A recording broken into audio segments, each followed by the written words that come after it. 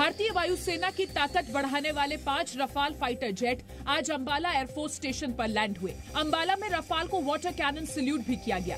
France से इन लड़ाकू विमानों को लाने वाले वायुसेना के 7 पायलट्स का स्वागत वायुसेना प्रमुख air chief marshal RKS Bhadauria ने किया। फ्रांस से भारत आए 5 रफाल मंगलवार रात UAE में रुके थे।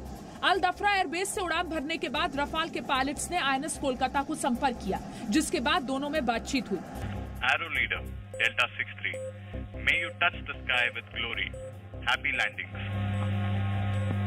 Delta 63, Arrow leader, wish you fair winds. Happy hunting, over and out. भारतीय वायु सीमा में दाखिल होते ही 2 Sukhoi 30 MKI fighter jet Rafale jets के साथ उड़कर आए। प्रधानमंत्री नरेंद्र मोदी ने फ्रांस से आए लड़ाकू विमान रफाल का स्वागत श्रीमद् भगवत गीता के श्लोक से किया।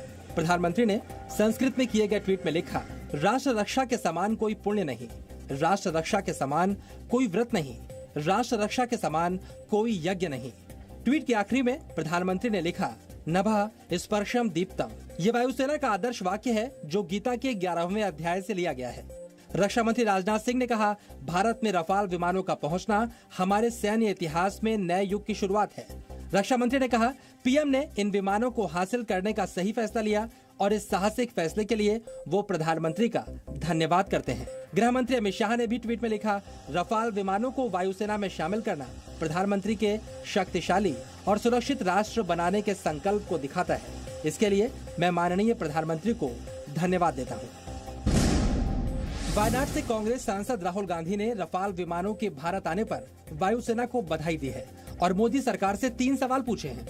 राहुल ने पूछा है, हर विमान की लागत 526 करोड़ की जगह 1670 करोड़ क्यों है? 126 की जगह 36 विमान ही क्यों खरीदे गए?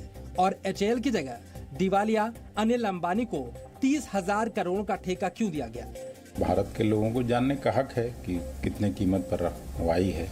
पहले की सरकार जो कीमत तय की थी उसके मुकाबले वो कम है, ज्यादा है, लोगों को जानने का अधिकार है। कांग्रेस ने रफाल विमानों के भारत आने का श्रेय भी लिया है। कांग्रेस ने कहा, 2012 में कांग्रेस की मेहनत रंग लाई और रफाल को चुनने का फल मिला।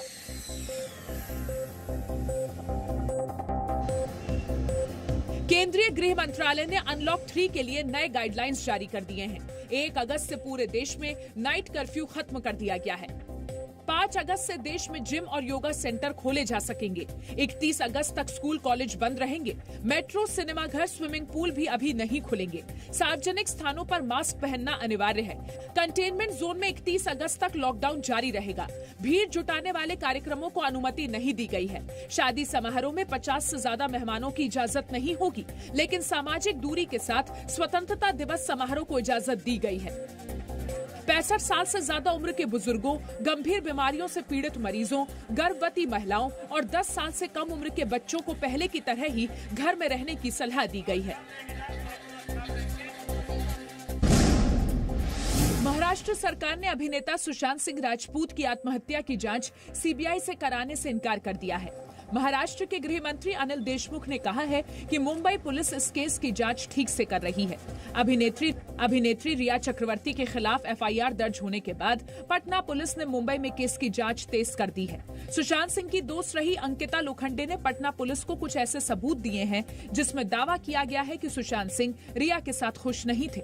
अभिनेत्री रिया चक्रवर्ती ने सुप्रीम कोर्ट में याचिका दायर कर बिहार में दर्ज FIR की जांच मुंबई ट्रांसफर किए जाने की मांग की है।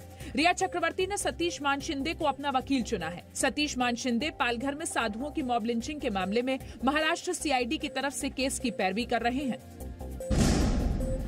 राजस्थान का सियासी संकट फिर सुप्रीम कोर्ट पहुंच गया है। विधानसभा अध्यक्ष CP जोशी ने सुप्रीम कोर्ट में नई याचिका दायर की है। स्पीकर ने 19 विधायकों की अयोग्यता पर फैसला लेने से रोक वाले हाईकोर्ट के आदेश को चुनौती दी है।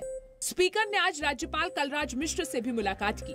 राज्यपाल कलराज मिश्र ने तीसरी बार गहलोत सरकार के विधानसभा सत्र बुलाने के प्रस्ताव को वापस लौटा दिया है।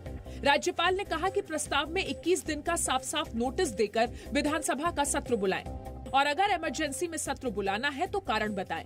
आज भी मुख्यमंत्री अशोक गहलोत ने राज्यपाल कलराज मिश्र से मुलाकात की थी। राज्यपाल साहब हमारे परिवार के मुखिया हैं। आज मुख्यमंत्री अशोक गहलोत जी खुद भी उनसे मिलकर आए थे और हमें पूरा विश्वास है कि राज्यपाल महोदय अब जो प्रस्ताव जा रहा है उस प्रस्ताव के अनुसार जल्दी ही विधानसभा सत्र की डेट घोषित करेंगे और वो विधानसभा सत्र जल्दी से जल्दी हो सकेगा, आप ये मान के। पूर्व उप मुख्यमंत्री सचिन पायलट ने आज कांग्रेस के नए प्रदेश अध्यक्ष गोविंद सिंह डोटासरा को ट्वीट कर बधाई दी।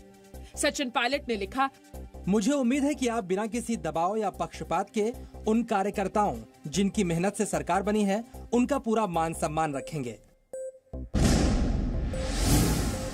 केंद्रीय कैबिनेट ने नई शिक्षा नीति को मंजूरी दे दी है। मानव संसाधन मंत्रालय को अब शिक्षा मंत्रालय के नाम से जाना जाएगा। प्रधानमंत्री मोदी की अध्यक्षता में हुई केंद्रीय कैबिनेट की बैठक में ये फैसला लिया गया। उस नए भारत के निर्माण में ये नई शिक्षा नीति 2020 मील का पत्थर साबित होगी। नई शिक्षा नीति में 10+2 के फॉर्मेट को पूरी तरह खत्म कर दिया गया है। यूनिवर्सिटीज और उच्च शिक्षण संस्थानों में प्रवेश के लिए कॉमन एंट्रेंस एग्जाम होगा। 5वीं तक पढ़ाई के लिए मातृभाषा या स्थानीय भाषा माध्यम होगी। 9वीं से 12वीं क्लास तक सेमेस्टर में परीक्षा होगी। 6ठी कक्षा के बाद से ही वोकेशनल एजुकेशन की शुरुआत होगी। सभी सरकारी और निजी उच्च शिक्षण संस्थानों के लिए एक तरह के मानदंड होंगे। बोर्ड एग्जाम रटने पर नहीं बल्कि ज्ञान के इस्तेमाल पर आधारित होंगे। ई पाठ्यक्रम क्षेत्रीय भाषाओं में विकसित किए जाएंगे। नई शिक्षा नीति के तहत एमफिल कोर्सेज को खत्म किया जा रहा है। एमए के बाद छात्र सीधे पीएचडी कर सकेंगे। देश की मौजूदा शिक्षा नीति को 1986 में तैयार किया गया था। 1992 में उसमें सुधार किया गया।